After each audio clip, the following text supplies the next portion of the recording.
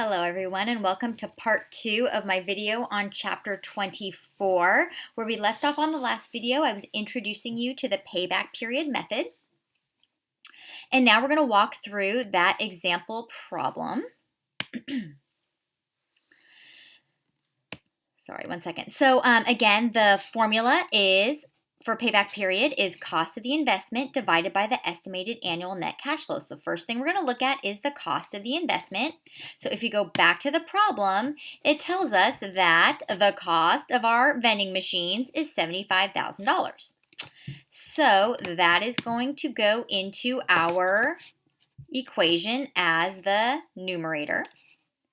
The next thing we're going to look at is the estimated annual net cash flow. So if we go here to the income statement, we see our revenues minus our costs comes out to $10,000. So we're going to make $10,000 a year from these vending machines. But is all of that $10,000 cash? Think about it. Look at all of these items. Are we really getting $10,000 of net cash when you consider the inflows and the outflows?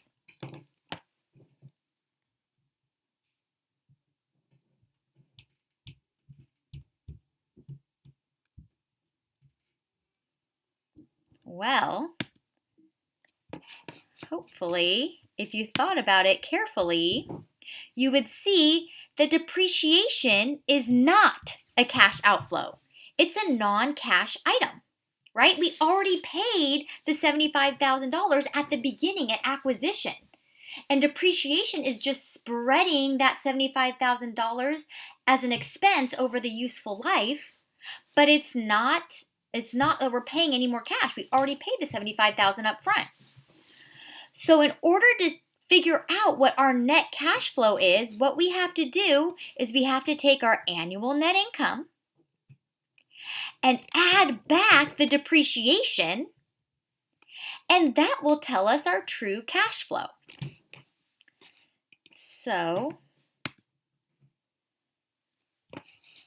what we want to do is we want to take our net income of $10,000 and add back $14,000, because here we deducted it, but that's non-cash. So we didn't ever have to pay this cash. So we're going to add it back to our income.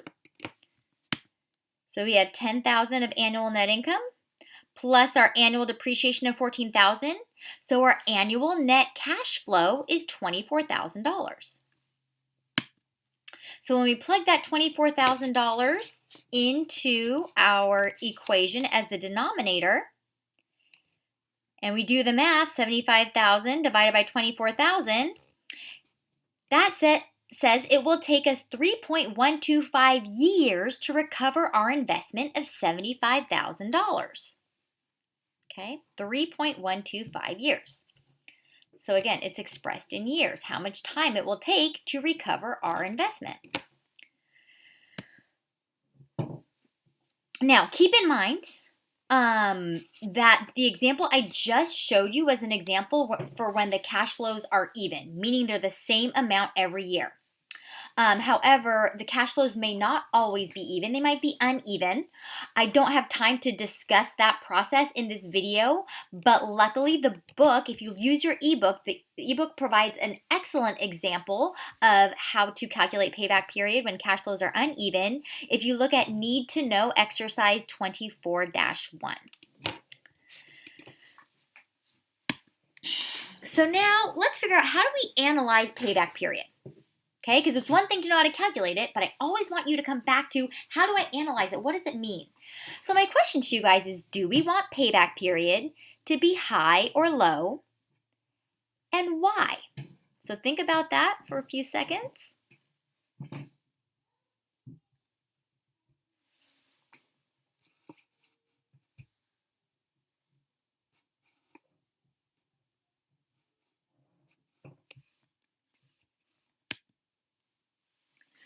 Well, keeping in mind that what payback period tells us. This is always a good clue to kind of help you figure out these decisions. Well, payback period tells us the time it's expected to recover the initial investment amount. So using your common sense, do you want it to take a long time or a short time to get your money back? Want to wait a long time or a short time? Second, what happens the longer you have to wait?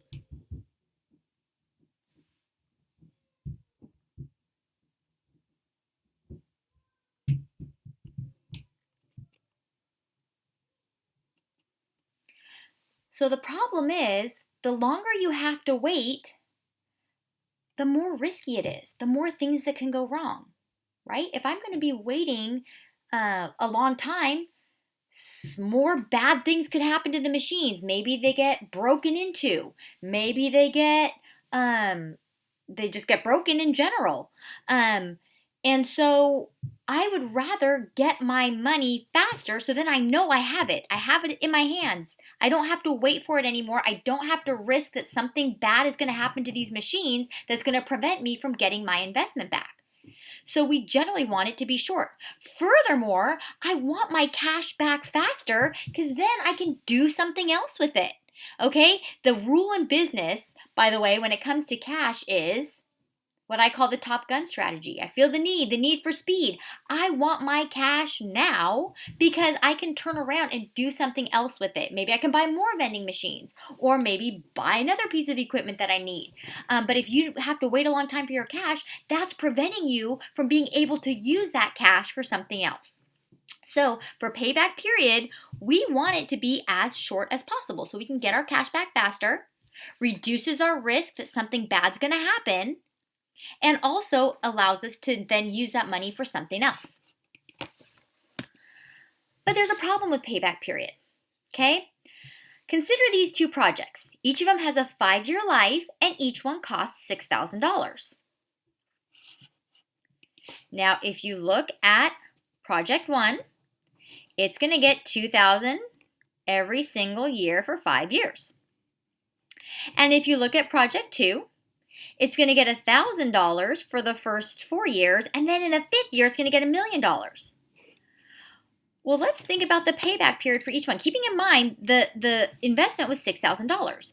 Well, we've got for project 1, 2,000, 2,000, 2,000. Oh, in 3 years, we're going to have our investment back.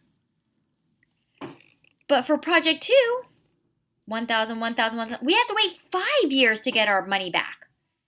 So project 1 has a shorter payback period, but project 2 has a longer payback period. But would you invest in project 1 just because it has a shorter payback period? Think about that for a few seconds.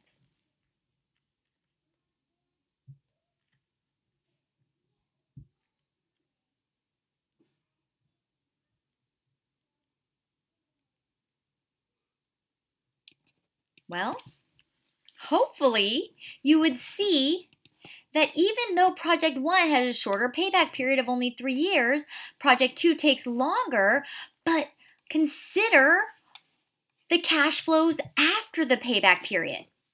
That's the problem with payback period. It ignores cash flows after that payback period, which if you continue to get more cash flows afterwards, you're going to want to consider that, okay? So that's why you can't just rely on payback period. That's why we have other methods of investment analysis. So the second method we're going to talk about is the accounting rate of return. And again, that's another method that does not use the time value of money, which we'll talk about later. So accounting rate of return tells us the income the asset is expected to generate as a percent of the amount invested. Okay, the income the asset is expected to generate as a percentage of the amount invested, right? We're going to put this money in. We want income out of it. But I want you to note that accounting rate of return is based on income, not cash flow.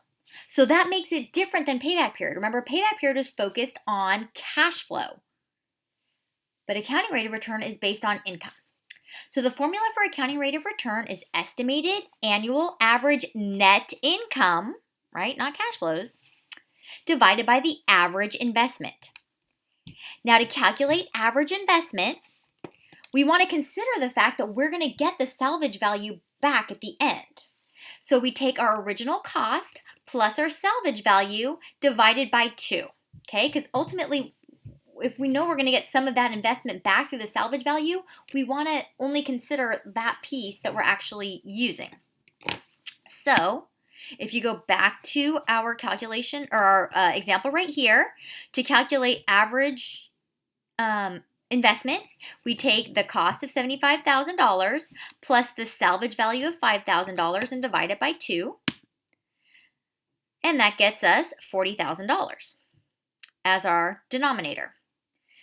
Then we go to our numerator, our estimated annual average net income. Well, if you go to the problem, that's pretty straightforward to calculate, just $10,000 right there. Keep in mind, when you're doing the homework problems, you have to be careful if they're giving you the net income or the cash flows. And you're going to have to make adjustments either way, depending on which method you're using and which information they give you. So just keep that in mind. Cash flow does not include depreciation. You add it back to net income.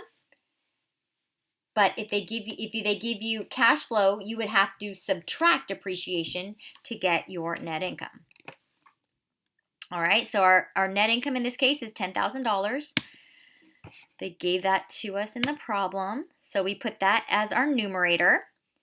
And then we yield a result of 25%. So again, what this tells us is it generates 25% of revenue or of the asset value as revenue every year. So we're getting back 25% of our investment every year as income.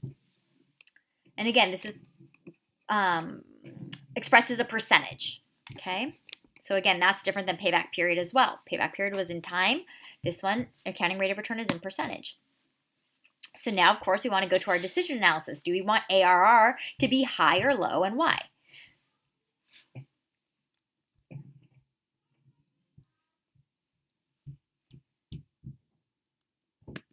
Well, again, we want to go back to, well, what does ARR tell us? It tells us the income the asset is expected to generate as a percent of amount invested. Well, do you want a lot of income or a little income? I don't know about you guys, but I want a lot of income. So, of course, we want the ARR to be high. The higher the percentage, the better. But the problem with ARR is that it doesn't consider what happens if income varies from year to year. Okay? So, and it might, right? Some years might be low, some years might be high. And in this particular method, it doesn't consider that variation. So it's also not a perfect method either.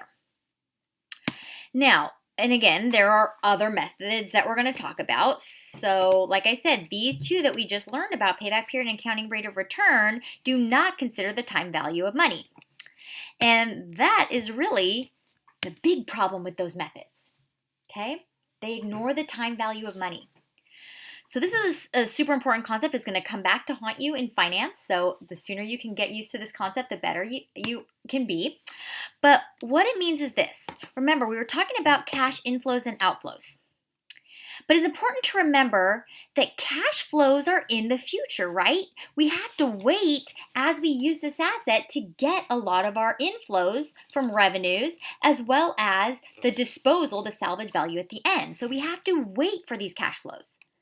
But there's a cost of waiting, right? We could be using that money now if we had it now. So the time value of money concept says that $1 today is worth more than $1 in the future. Okay? We'd rather have it today because there's more that we can do with it. So in order to analyze the investments, we have to consider the cost of waiting, right? There's a cost to having to wait 5 years or 10 years for our money. And because there's a cost of that, what we have to do is we have to discount the future cash flows to show, look, they're worth less because they're happening in the future. It'd be worth more if I got them now. So we're going to talk more about that process in class. Again, this is a concept you hopefully learned about already in 1A in Chapter 10 on bonds. And I left in the reading guide some places you can look at to get that information. So if you want to be really prepared, I would take a look at that. But otherwise, we will talk about the last two methods in class.